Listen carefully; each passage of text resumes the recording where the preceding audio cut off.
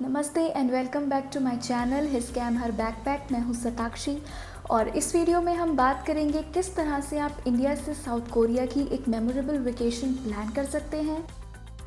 हम बात करेंगे साउथ कोरिया वीज़ा प्रोसेस की, कैसे आप वीज़ा के लिए अप्लाई कर सकते हैं और क्या क्या मैंडेटरी डॉक्यूमेंट्स रिक्वायर्ड होंगे। तो कोई भी कंट्री अगर आप विजिट करने का प्लान करते हैं तो सबसे पहला स्टेप वीज़ा अप्लाई करना ही होता है। मैंने पास्ट में ऑलरेडी एक वीडियो बना रखी है शेंगन वीज़ा के ऊपर। अगर आपने वो वीडियो नहीं देखी है तो उसका लिंक मैं डिस्क्रिप्शन बॉक्स में दे दूँगी।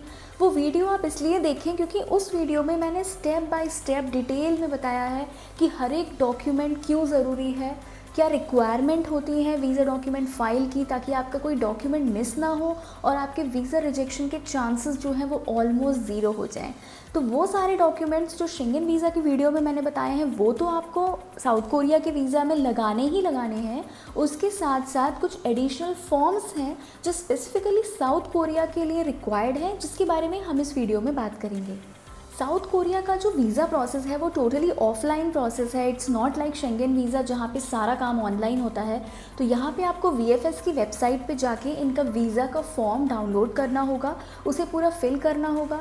उसके साथ साथ इनका एक डिक्लेरेशन फॉर्म भी होता है, एक हेल्थ कंडीशन फॉर्म होता है जो कि मैंडेटरी है टू एंटर साउथ कोरिया। ये तीनों फॉर्म अलॉन्ग विथ जो वीज़ा की फ़ाइल मैंने बताया कि कुछ और डॉक्यूमेंट्स हैं जो मैंने अपनी एक दूसरी वीडियो में डिटेल में बताए हैं, जिसमें से मैं एक हाई लेवल पे बता देती हूँ, जिसमें कि आपके रहते हैं आपका कवर लेटर, आपकी प्लान्ड आइटनरी, ट्रैवल इंश्योरेंस, आपकी पे स्लिप, आपका बैंक स्टेटमेंट, होटल और फ्लाइट बुकिंग। जब आपकी ये पूरी डॉक्यूमेंट फ़ाइल तैयार हो जाएगी तो आपको कोई भी अपॉइंटमेंट की ज़रूरत नहीं है साउथ कोरिया वीज़ा के अप्लाई करने के लिए। आप सीधे VFS ऑफिस विज़िट कर सकते हैं और वहाँ पे अपने डॉक्यूमेंट सबमिट कर सकते हैं। इसकी जो वीज़ा फ़ीस है वो 2800 है। अगर आपने पास्ट में शेंगन वीज़ा के लिए अप्लाई करा है तो आपको लग रहा होगा कि कितना सस्ता है इनका जो वीज़ा कॉस्ट है। तो ये इनकी वीज़ा एप्लीकेशन फॉर्म है जो शेंगन वीज़ा की वेबसाइट से आप डाउनलोड कर सकते हैं। इसमें बेसिक डिटेल है, इसमें इंग्लिश में भी लिखा हुआ है, तो इतनी कोई डिफ़िकल्टी नहीं होगी। आपका name, date of birth, country of birth, उसके बाद have you entered Korea before, yes और नो अगर आप पहले गए हैं तो। उसके बाद पीरियड ऑफ स्टे, तो इसमें आपको डिटेल देनी होगी कि आप लॉन्ग टर्म ले रहे हैं या शॉर्ट टर्म। तो टूरिज़्म के लिए शॉर्ट टर्म वीज़ा ही होता है जो 90 डेज़ का है, तो ये वाला ऑप्शन होगा। उसके बाद ये आपकी पासपोर्ट इन्फॉर्मेशन है, इसमें अपनी पासपोर्ट डिटेल्स डाल दें। कॉन्टैक्ट इन्फॉर्मेशन में अब आप होटल में रुक रहे हैं तो यहाँ पे आप जो भी होटल का एड्रेस है, टेलीफ़ोन नंबर है, वो सब आप यहाँ पे डाल सकते हैं। फिर ये आपका marital status and family detail आ गई। बेसिक एजुकेशन डिटेल्स इन्होंने मांगी है वो यहाँ पे फिल कर सकते हो। एम्प्लॉयमेंट में आप बता दोगे कि आप जो भी हो, स्टूडेंट हो, सेल्फ एम्प्लॉयड हो, एम्प्लॉयड हो, अगर आप जॉब कर रहे हो तो एम्प्लॉयड हो गए।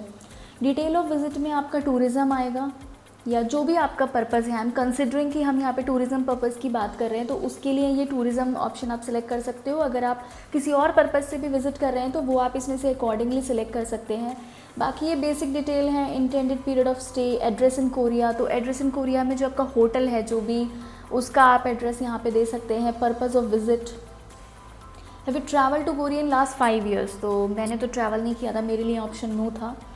उसके बाद has the applicant travel outside country of residence excluding to Korea in the last 5 years, तो अगर पिछले 5 साल में आपने कहीं ट्रैवल किया है अदर देन कोरिया तो वो डिटेल आप यहाँ पे दे सकते हो, किस कंट्री में विज़िट किया, क्या पर्पज़ था और किस डेट में आपने विज़िट किया।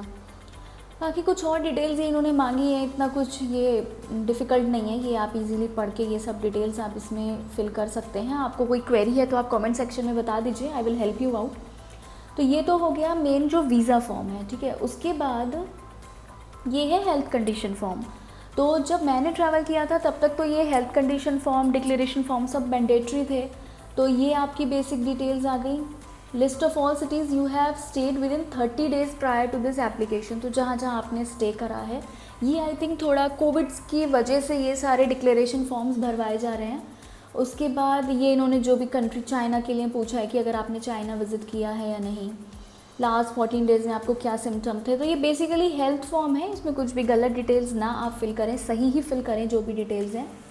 उसके बाद ये दूसरा डिक्लेरेशन फॉर्म है, इसमें आपका वीज़ा कैटेगरी क्या है, आपने कौन सा, इसमें नॉर्मल वीज़ा है, एक्सप्रेस वीज़ा है, कौन सा आपने अप्लाई करा है, ये सारी डिटेल आप इसमें भर सकते हैं। सिंगल एंट्री है, डबल एंट्री है, शॉर्ट टर्म है, लॉन्ग टर्म है, बेसिक डिटेल्स। छोटे छोटे फॉर्म्स हैं ये, इसमें बहुत ज़्यादा टाइम नहीं लगेगा, प्रिंट आउट लेके इन्हें फिल करें। ये जो चेकलिस्ट है ये भी आपको इनकी वेबसाइट पे मिल जाएगी। अब अगर आप इनकी चेकलिस्ट में देखेंगे तो ठीक है, पासपोर्ट इन्होंने बोला है, फ़ोटोग्राफ्स बोली है, ड्यूली फिल्ड एप्लीकेशन फॉर्म, आपका एम्प्लॉयमेंट प्रूफ जो भी आपकी पे स्लिप्स होंगी वो हो गया, सैलरी स्लिप्स हो गई आपकी।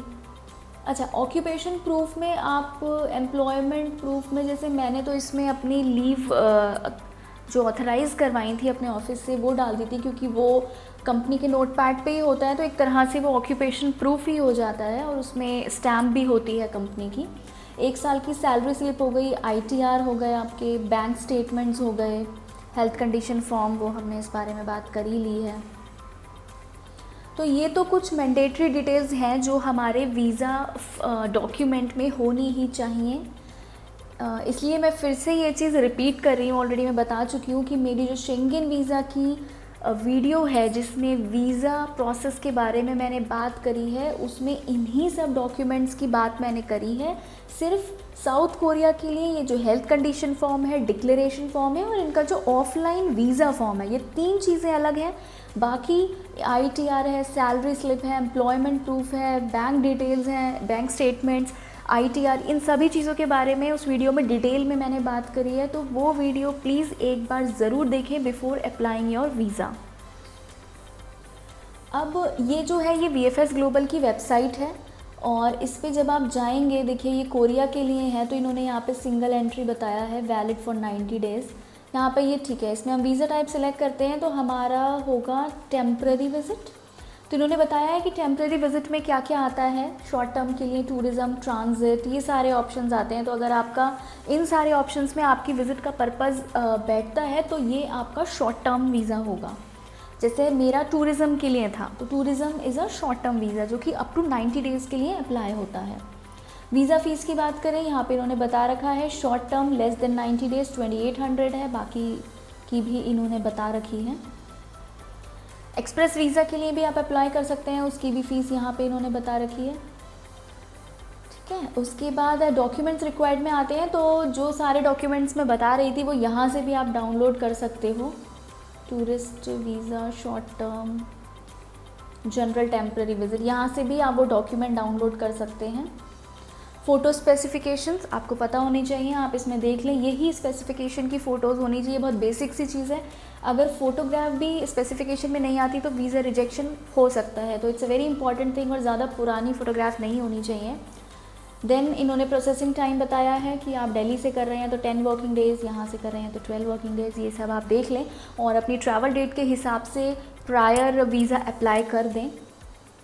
डाउनलोड फॉर्म्स में ये देखिए यहाँ पे डिक्लेरेशन फॉर्म, वीज़ा फॉर्म, यहाँ पे सारे फॉर्म्स आपको मिल जाएंगे, आप यहाँ से डाउनलोड कर सकते हैं। कोई आपको प्रॉब्लम है, डाउनलोड में कुछ इशू है या वेबसाइट में कुछ नहीं समझ में आता, तो आप कमेंट सेक्शन में अपनी क्वेरी डालिए, I am always there to answer, I always answer your queries. So guys, इस वीडियो में बस इतना ही। मेरी अगली वीडियो में हम बाकी के सारे पॉइंट्स पे भी बात करेंगे जो आपकी साउथ कोरिया वेकेशन प्लानिंग के लिए काफ़ी इंपॉर्टेंट है, जैसे होटल और flight booking, transportation options, eSIM for Korea, best season to travel, must eat food for vegetarian people, and last but not the least, my entire day wise itinerary. So stay tuned to my channel and keep traveling.